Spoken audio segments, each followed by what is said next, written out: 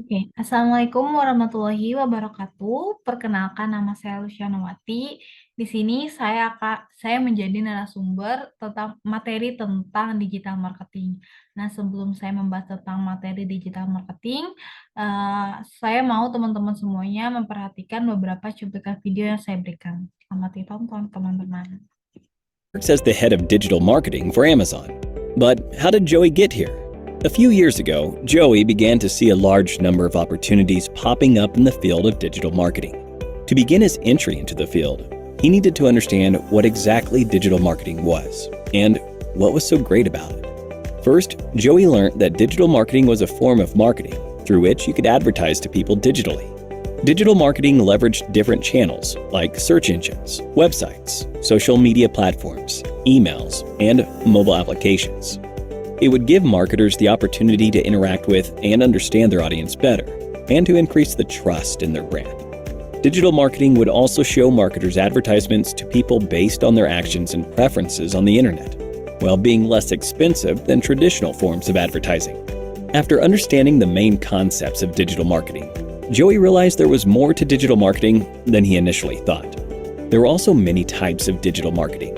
Types like content marketing, search engine optimization, pay-per-click, social media marketing, email marketing, and affiliate marketing. And once he understood those types, he set up a digital marketing campaign for his uncle's e-commerce website. Let's have a look at what he came up with. First, Joey created content like blogs, videos, infographics, and case studies so that he could generate audience interest in the brand's products or services. This was content marketing. Next, he needed his audience to actually see his content. The first step was to create content on specific search keywords that were relevant to the target audience. Joey would make optimizations on the website and have credible websites linking back to the content. And lo and behold, the website began ranking on the first page of the search results. By continuous optimizations, Joey would continue to improve the ranking and ultimately make the website rank at the first position. This was SEO, or search engine optimization, and Joey could do all of this without spending a single penny. He could also drive traffic to the website with advertisements. But for this, he would have to pay a certain fee each time the ads were clicked. He could have text ads that show up in search engine results, image ads and video ads that show up in websites, and much more. This was possible with the help of PPC, or pay-per-click. However, Joey wasn't done yet. To reach a larger audience, he needed to tap into social media platforms. He would use social media platforms like LinkedIn, YouTube, Facebook, and Instagram to advertise the brand's content. He would use these platforms to advertise the brand's products or services with posts, images, videos, and more to bring out the brand's story and engage with the brand's audience, who spend a lot of time on social media. Like PPC, he could use the platform to advertise the brand's products or services with text, image, and video ads, which needed to be paid for. That's social media marketing. Joey realized that a large amount of the audience weren't visiting the brand's website a second time. He needed to keep them engaged, nurture them, to make sure they purchased the product. For this, he would send them emails that helped them better understand the products they visited on the website and assist them in the buying process. He would also send emails to advertise his products or services to potential customers, that is, with email marketing. And finally, although Joey was able to grow the brand's funnel, he wanted more traffic from third-party websites. This could be achieved with affiliate marketing. Affiliates would promote the brand or product to their audiences for a fee with the help of email signups, registrations, conversions, subscriptions, etc. After setting all of this up, Joey had the hardest part of the process to get through: the wait. Now, as we wait for the results, let's take a break and look at a quiz. Which one of the following forms of marketing involves engaging and nurturing your audience to make sure they buy your products or services? A. SEO. B. PPC. C. Email marketing. D. Affiliate marketing. Let us know your answer in the comment section below for a chance to win an Amazon voucher. Now, let's see what happens at the end of Joey's wait.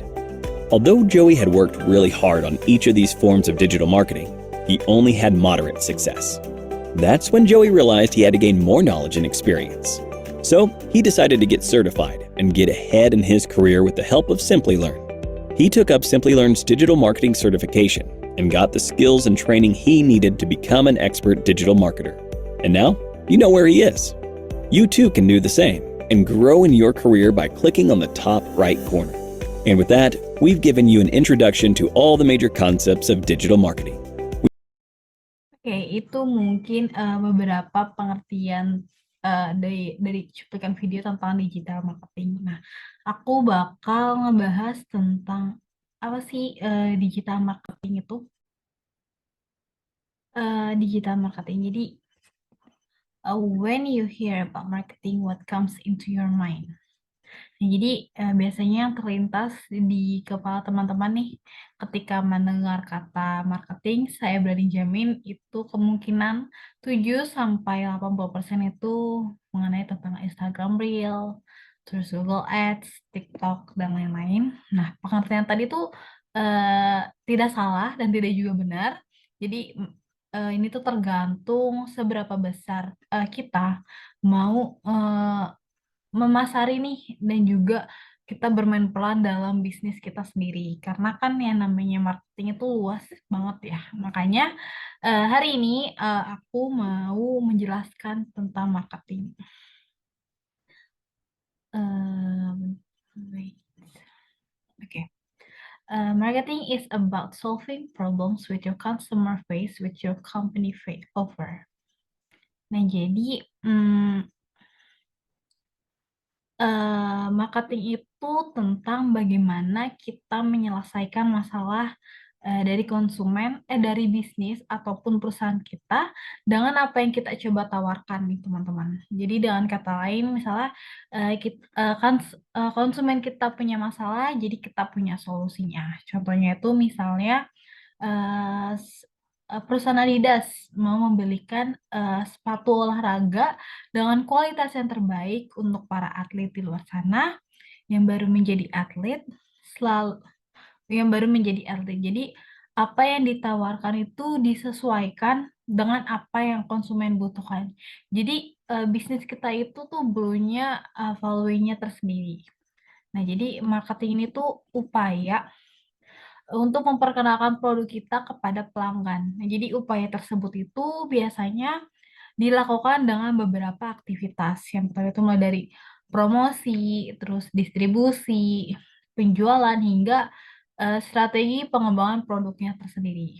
Nah, pada praktiknya ini, marketing itu sering dimulai dengan melakukan riset, teman-teman. Riset pasar, terus juga melakukan analisa kebutuhan konsumen, jadi analisa kebutuhan konsumen itu sesuai buyer persona mereka.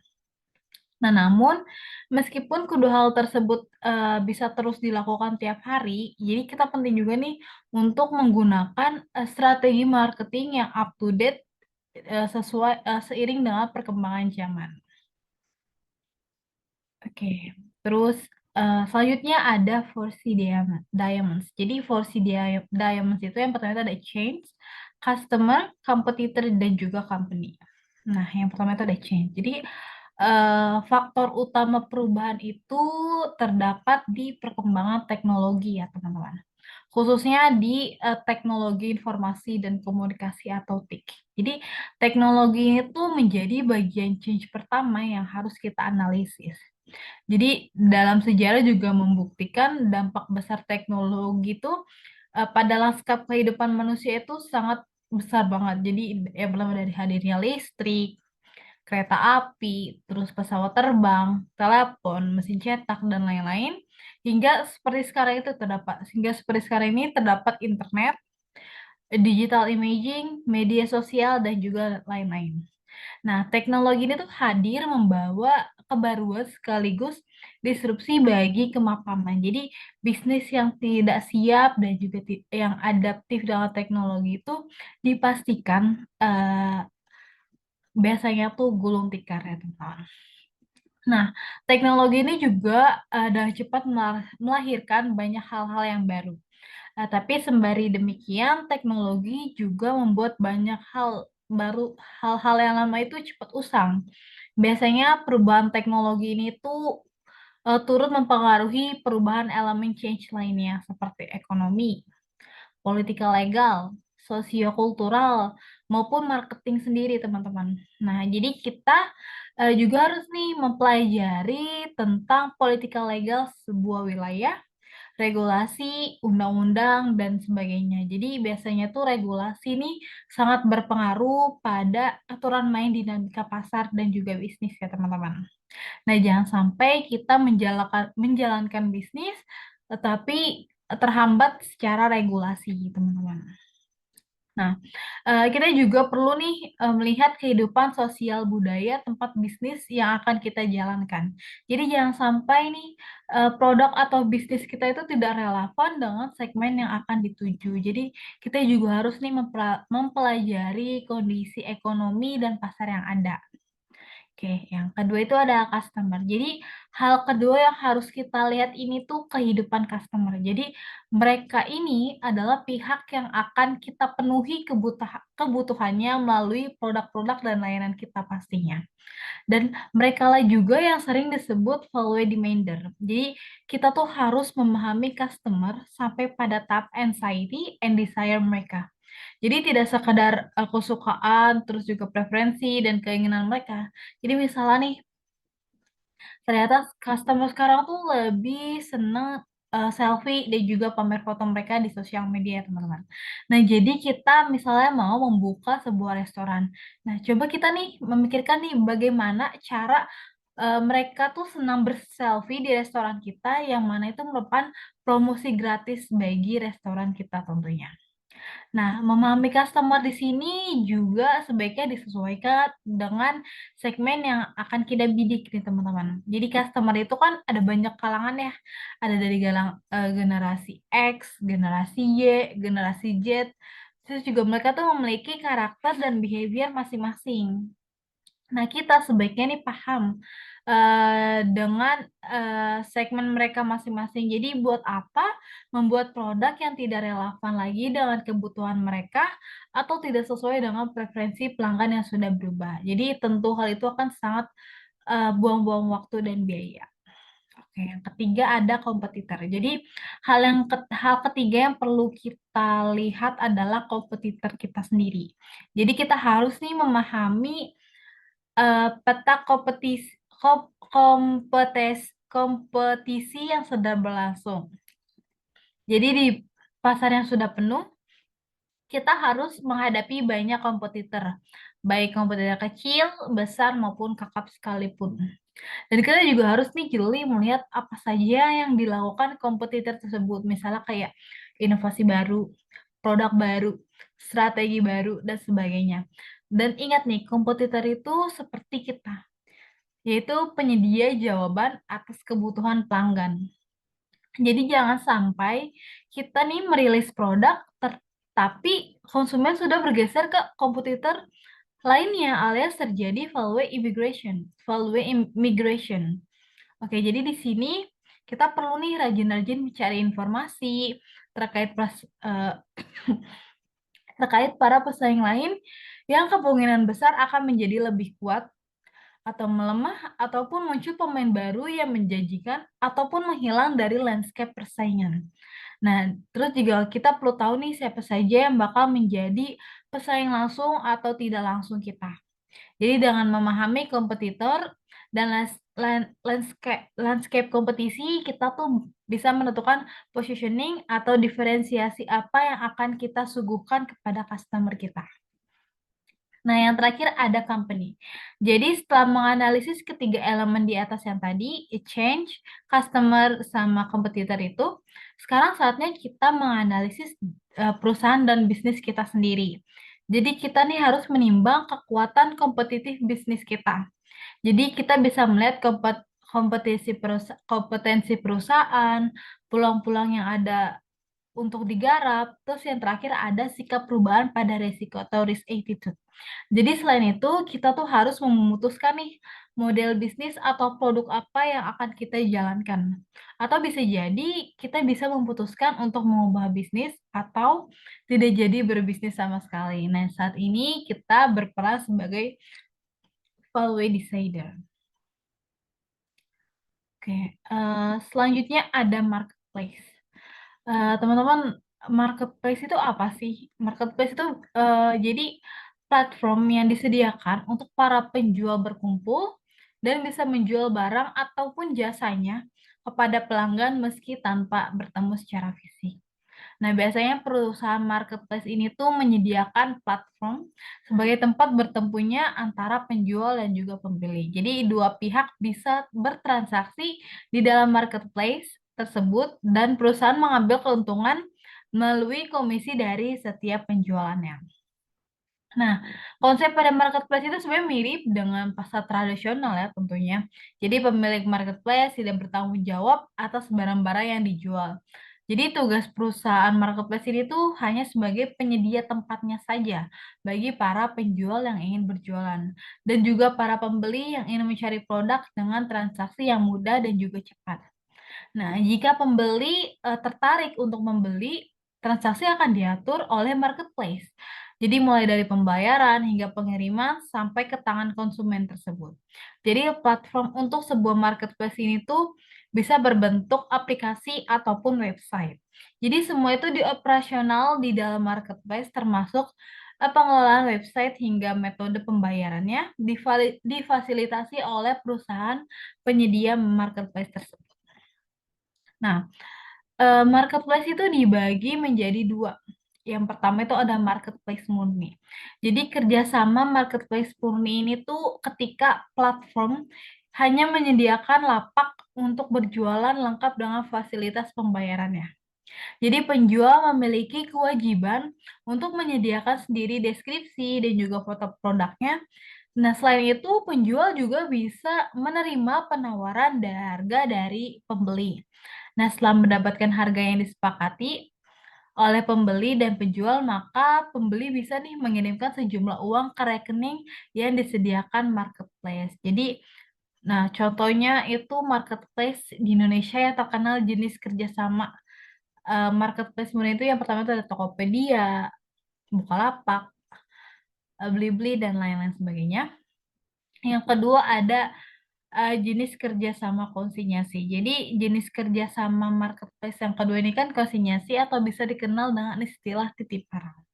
Nah, jadi jika kamu sebagai penjual nih melakukan kerjasama dengan sistem konsinyasi di sebuah platform marketplace, kamu hanya menyediakan produk dan juga detail informasi ke pihak marketplace.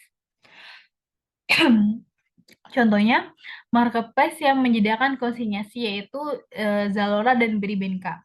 Jadi pihak situs marketplace itu akan mengurus penjualan mulai dari menyiapkan foto produk, penyimpanan di gudang, pengiriman barang, hingga menyediakan berbagai fasilitas pembayarannya.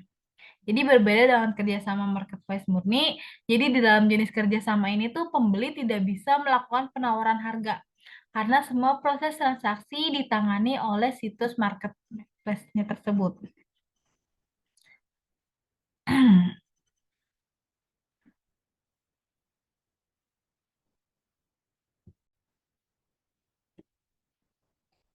Oke, selanjutnya ada kelebihan dan kekurangan dari marketplace. Jadi kelebihan yang pertama itu dari marketplace, yang pertama itu ada peluangnya tuh lebih besar. Jadi melalui komunitas. Yang kedua ini tidak perlu modal besar. Misalnya kayak kalau pasar tradisional tuh biasanya suka ada harga buat sewa tempat dan lain-lain. Biasanya tuh kalau di marketplace tuh tidak terlalu besar untuk modalnya. Yang kedua itu yang ketiga ada tidak perlu kehilangan konsumen. Yang keempat, dapat memantau perkembangan bisnis karena kan dengan teknologi yang mudah, jadi kita bisa nih memantau perkembangan bisnis. Biasanya tuh di marketplace disediakan kayak chart penjualan gitu.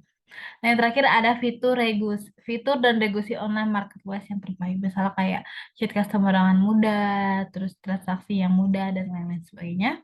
Nah, selain kelebihan, ada juga kekurangan dari marketplace. Yang pertama itu biasanya ketergantungan pada pengelolaan online marketplace. Biasanya karena sifatnya online pasti terdapat beberapa permasalahan seperti jaringan dan lain-lain sebagainya. Yang kedua ada persaingan tinggi antar pedagang. Karena dengan mudahnya kita bisa menjual suatu barang di marketplace, pasti banyak banget nih persaingan persaingan yang sangat tinggi. Yang ketiga ini sulit mendapatkan kepercayaan. Di sini sulit mendapatkan kepercayaan karena banyak sekali nih hal-hal banyak sekali penipuan yang marak di marketplace. Jadi biasanya customer itu agak berhati-hati dalam eh, membeli barang ataupun jasa di marketplace. Nah, dan yang terakhir ada sporadis. Nah, oke, sekian dari saya. Berikut pemaparan saya mengenai digital marketing. Kurang lebihnya mohon maaf. Wassalamualaikum warahmatullahi wabarakatuh.